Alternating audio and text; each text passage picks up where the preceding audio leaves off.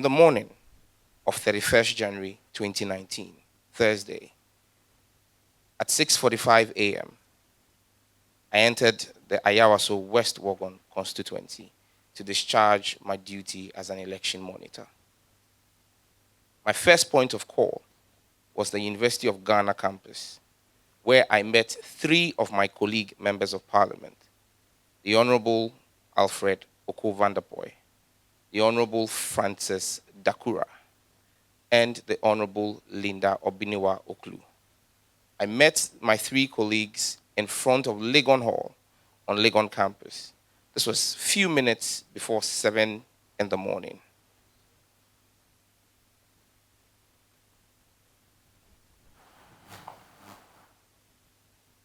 So that was my first point of call in the constituency. There was a polling station in front of Legon Hall. Whilst I met my colleagues to give them their EC accreditations as monitors, I noticed a large convoy of about 10 vehicles with heavily armed, masked men on the streets of University of Ghana campus, few minutes before 7 a.m. in the morning. After handing out the accreditations to my colleagues, my job entailed also going around the University of Ghana campus, the other polling stations, which I proceeded to do.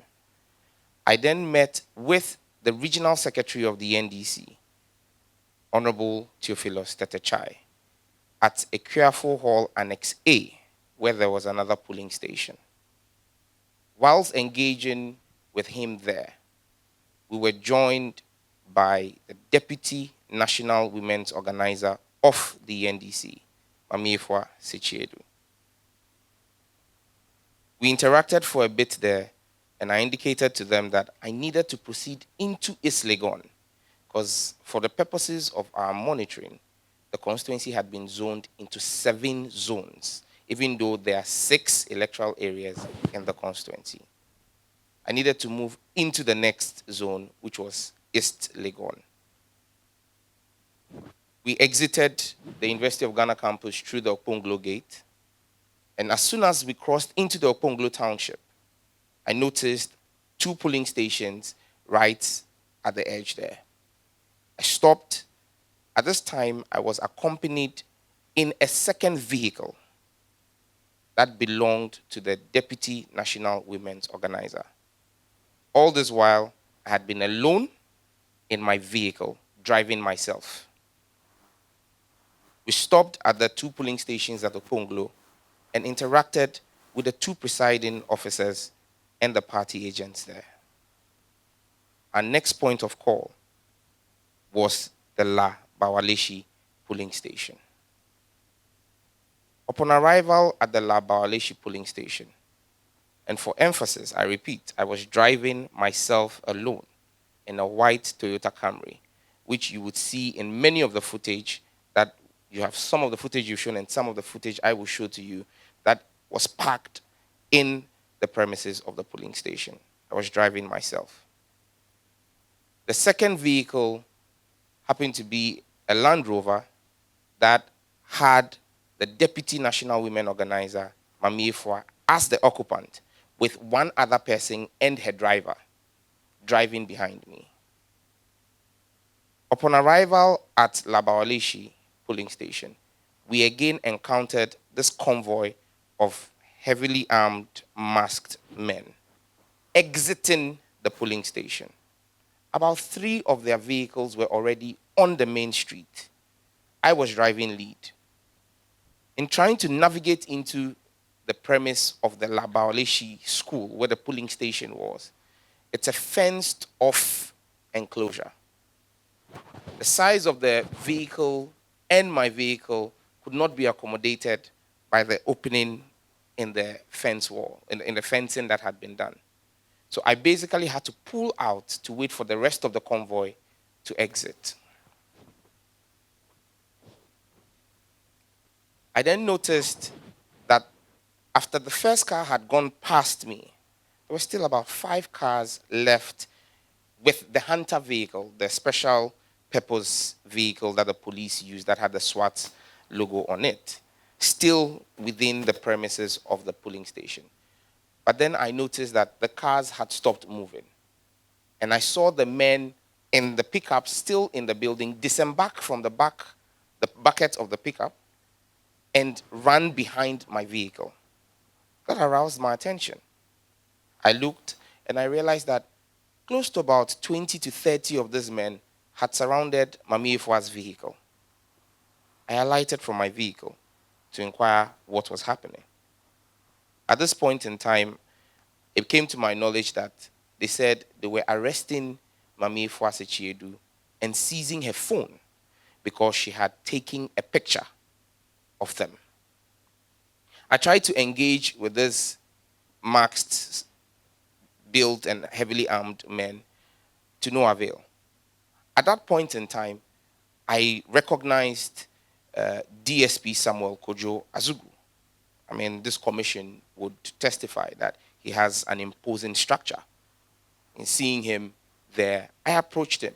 He was somebody who I knew from the news that involved the Agogo Fulani headsmen issue. That was the first time I'd gotten to know about DSP Azugu, then ASP Azugu. So seeing him there in full police uniform, I approached him and introduced myself to him. I approached DSP Azugu. I repeat for emphasis that I approached DSP Azugu. He was standing a few meters away from the altercation that was going on. And when I approached him, I said to him, DSP, my name is Honorable Sam George. He says, I know you. I said, you're standing there and you are seeing the assault that is going on. You need to intervene and stop the boys. And he asked me, what was the problem? Then I said, that is the Deputy National Women's Organizer of the NDC. This is not just around 8 a.m. because we arrived there at around 8 a.m. in the morning.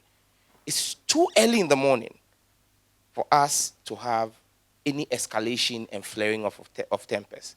Arresting the Deputy National Women Organizer of the NDC for taking a picture in a by-election like this would create major problems. He walked with me to the vehicle and gave the instruction that the men who were trying to arrest or were assaulting Honorable Madame Mami Ifua let go of her and return her phone to her. Once that was done, the boys all pulled off, and Mami Ifua's phone was left with her, and we were allowed entry into the polling station. So I drove in and parked my car by the fence and went straight to the polling station. There was a polling station in a 3-story structure that was there. The polling station was on the ground floor. I approached the presiding officer, the security officer on duty and immigration, who was dressed in an immigration uniform, and spoke to him. And then, whilst I was speaking to my party's agent at that polling station, I noticed that the armed masked men had now started running towards the direction behind the building where that housed the polling station. It aroused my attention again. I asked, what is going on? I'm there to monitor the elections. And so I needed to know why this whole retinue of close to 40, 50, and there was the call, hey, come. And it was just a mad rush towards that place. After I asked and I wasn't giving any answers, once again, I approached DSP Samuel Azugu. This time when I approached him, I noticed he was walking with another gentleman who was not wearing a mask, but was wearing a military ballistic helmet, was wearing an olive green shirt, long sleeve shirt. He had a military issue bulletproof vest on and was wearing khaki trousers. And he was holding an AK-47 assault rifle. I recognized that gentleman as a national security operative that I had encountered at the VIP lounge of the Kotoka International Airport the last time I traveled. But he was part of this operation and was working with DSP Azugu. When I approached DSP Azugu again, I asked him what his men were going to do behind the building. And I went back to him because I believed, based on his order to the men when they were trying to arrest Mami Ifua, that they complied with, that he was in control. This time, I kept gesticulating and telling him the men were going there, and he just waved it off with a brush of the hand and said nothing is going on. When I realized that I wasn't getting ahead with this time, I decided to follow up myself and get there to see what was happening. I followed the trail of men and ended up at a place which I found out at that point to be the residence of the NDC candidate in the elections, Kwesi Delali Brimpong.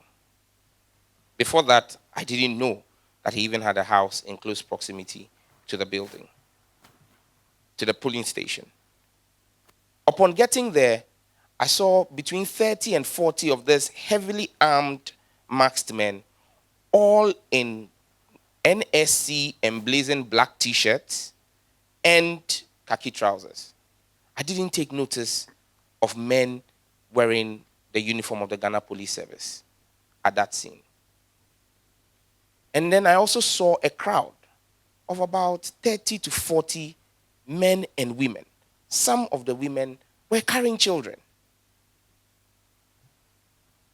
And there appeared to have been a standoff between these two crowds that I met. I approached and tried to get in between to find out what was going on.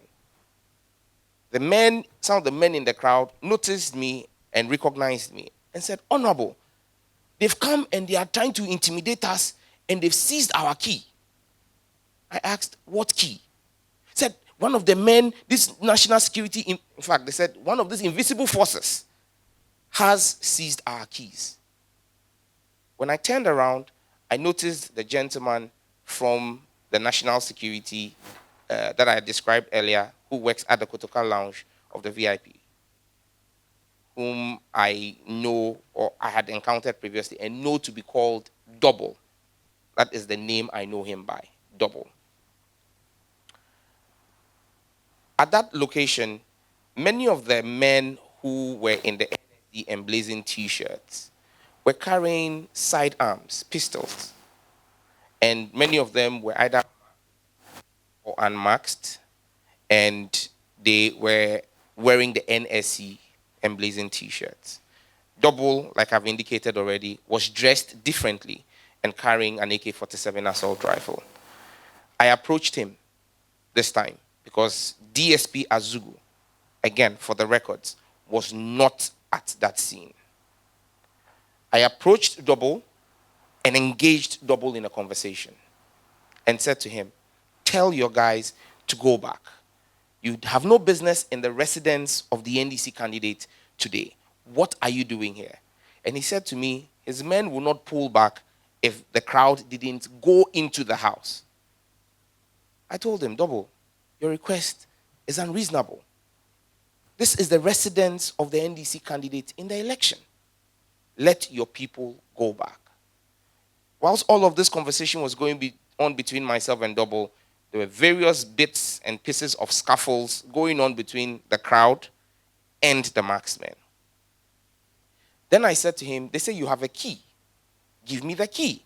It appears to be agitating a number of the men. He said to me, he doesn't have a key, but he will find the key and give to me.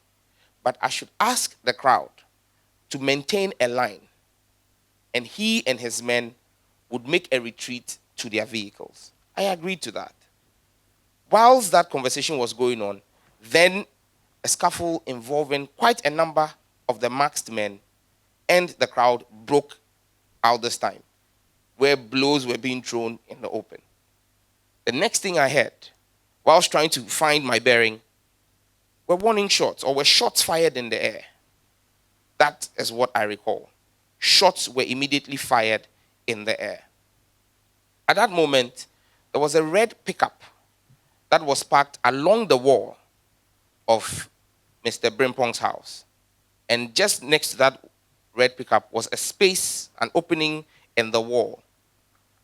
I immediately took cover against the wall and stood right against the wall, because the next 60 seconds appeared to be stuff out of an action movie. I saw these armed men pull out, a number of them, pull out their side weapons, point in the crowd. The crowd had started dispersing as soon as the first shots were fired. But this time, I saw them point directly into the crowd, in the direction of the crowd, and fire. I saw Double also point his AK-47 and attempt to fire. The gun jammed. I saw him clear his chamber, reload the gun, and fire several rounds from his AK-47. My Lord, recounting this leaves me a little traumatized, because this was live fire straight at unarmed Ghanaian citizens. I'm a member of parliament. I kept screaming for it to stop. After about 60 seconds, and what appeared to me to be well over 40 shots fired, the firing ceased, and Double gave the order for the men to retreat, and the retreat began. But he was the last man behind, and he beckoned to me to walk with him to their vehicles for the keys. And he asked me to stand by him and walk with him. This was what took me back to the polling station, the Labaoleshi polling station. Anybody who's visited the scene would testify that there is a building between the school and where the premises of the candidate is, which has a short wall, so we all jammed over the wall, some uncompleted building of some sort. By the time myself and Double got into that building, I realized a young man in white t-shirt and brown trousers was being accosted by about 5 of the men who were ahead of Double. All I remember seeing was that he was struck by, I can't remember whether it was a gun or a button, but I realized he was struck and he fell to the ground. These officers, 4 to 5 men, continuously kicked him in the head and in his body parts whilst he lay on the ground. I saw one of them pick a concrete block and attempt to smash it into the man. I kept screaming, "Double, stop your men. This is wrong." He told me to shut up, that it wasn't my business.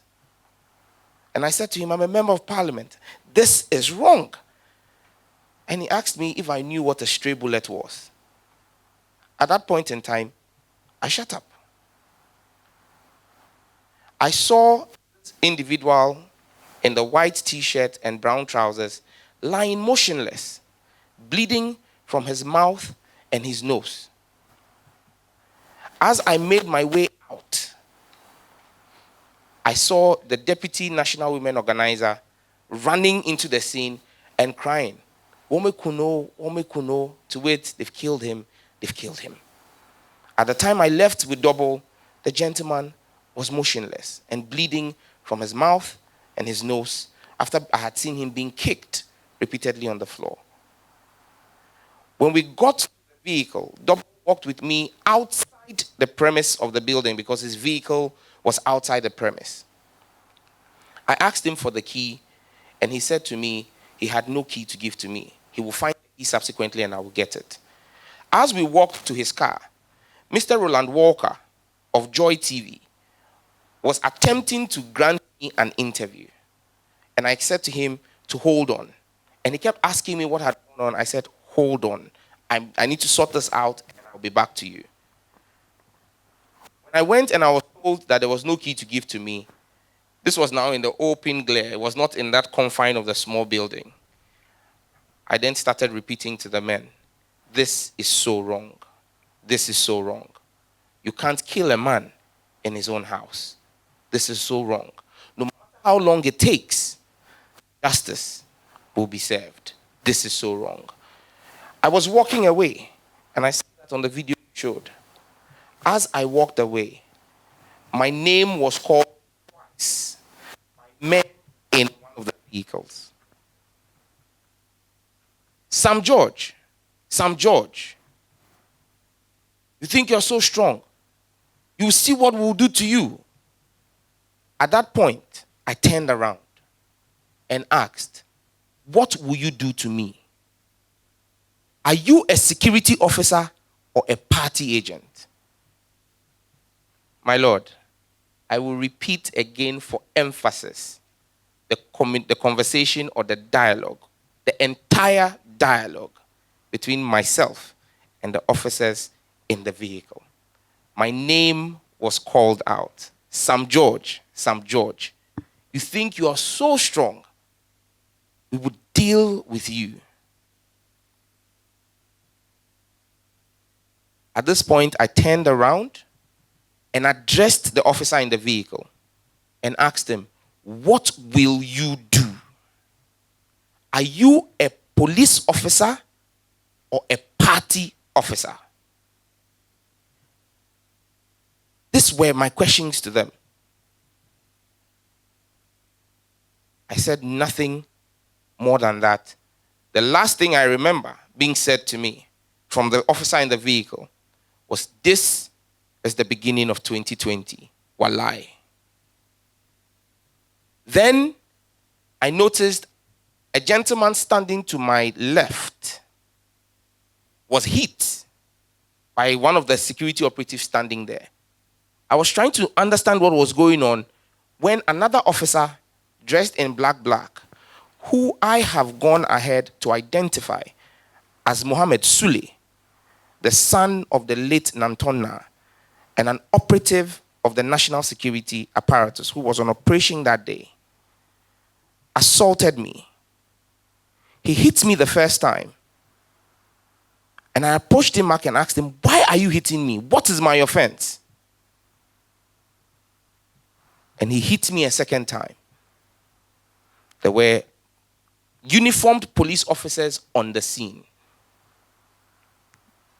Their only intervention was to pick up a mobile phone of the national security operative that had fallen down, and not to protect me, a citizen, an armed citizen of the Republic of Ghana.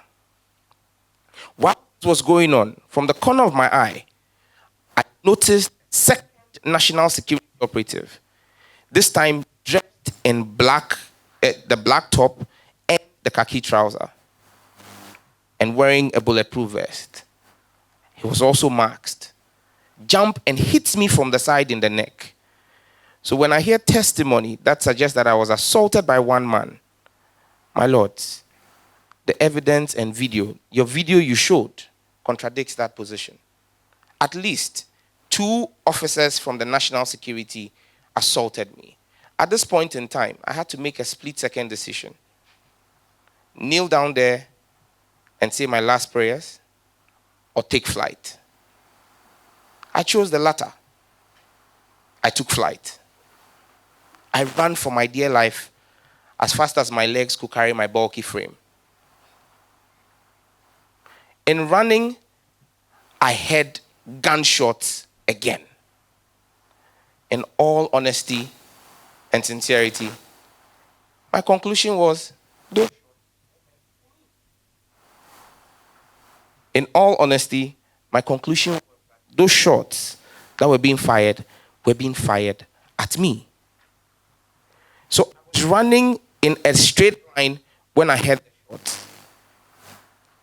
Maybe I've watched one movie too many. I realized that I shouldn't run in a straight line. So I took a detour instead of running straight. That took me into the building that housed the polling station, the 3-story building. When I ran into that building, I ran into a room on the ground floor. When I entered there, I saw a gentleman who was hiding in that room also, wearing a CTFM reporter's jacket. I saw an EC officer, and I saw the ballot box inside that room, because polling had ended with the violence going on at the station. The EC officer had carried the ballot box and ran into that room. From that room, I saw some recordings being taken of what was going on outside in the park. At this point in time, it appeared to be a free-for-all, beat anyone you can see. People who were there, who were onlookers, people who were probably coming to vote, anybody who was present, who was not attired like them, was assaulted. Then I saw a team, some of the armed marksmen, heading towards the building. I was on the ground floor. I decided to run to the top of the building. When I ran to the top of the building, I noticed that the men were shouting my name and checking the offices on the ground floor, or the rooms on the ground floor. It appeared to be a search for me. At this point, I picked out my phone and did a Facebook post. It could be the last post I may have made if those men had laid hands on me. And said, I have been assaulted and I've been shot at, and this is what is happening at Labaoleshi. In no time after my post was done, with the men on the second floor at the time, they halted the search. Alighted, descended the building, went into their vehicles, and they started leaving the place. I stayed in that building for about another 10 minutes to be sure that the coast was clear before I descended. I got down. I was bleeding from my hands. I had been hit a number of times by I don't know what in my back whilst I took flight. And so I proceeded to the residence of Mr. Delali. There, I noticed that there were splatters of blood, several pools of blood on the floor. And the people there, Honorable, see what they've done to us. They shot people, see bones. And I saw what appeared to be fragments of human bones there. So then I said to them, bring stones and let us cordon off this area. If the police comes, they will see what are supposed to be evidence at the crime scene. Then one of the men, Honorable, they were shooting us. They shot us with guns, live bullets. And he brought me a shell casing. He showed me a shell casing.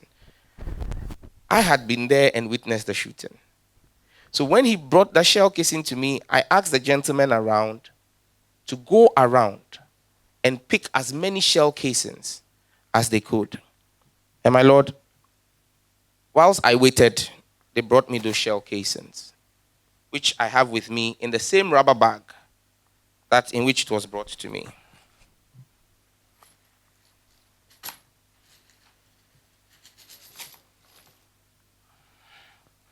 My Lord,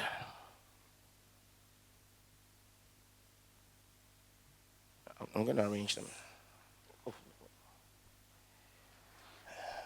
My Lord, there are two different types of shell casings that were brought.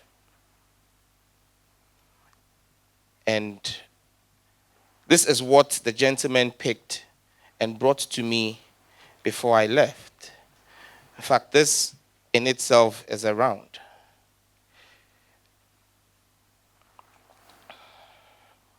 Forgive me if my hands are shaking, but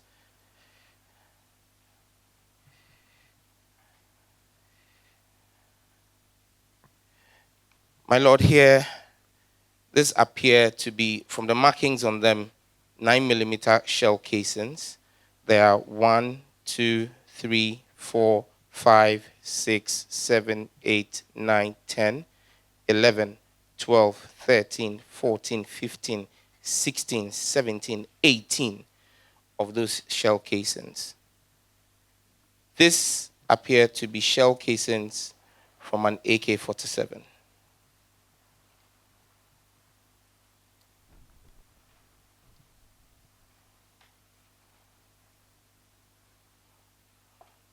My Lord, there are 1, 2, 3, 4, 5, 6, 7, 8, 9 spent shell casings and one live round from an AK-47. So this in itself is 18 plus 10, 28 plus 1 use case, and 29 that were picked on the spot on the day and brought to me. After spending a few minutes there and washing the blood off my hand, I returned to the polling station because, like I said, I had parked my car over there. I was driving alone. As traumatized as I was, I had to go back, drive myself from there to Shiashi, which is where the NDC had its operational center for the elections. I went, reported to my national executives who were present at the time what had transpired, and I proceeded to a private medical practitioner for food. After which, I proceeded home because my party had announced that they had pulled out of the election by the time.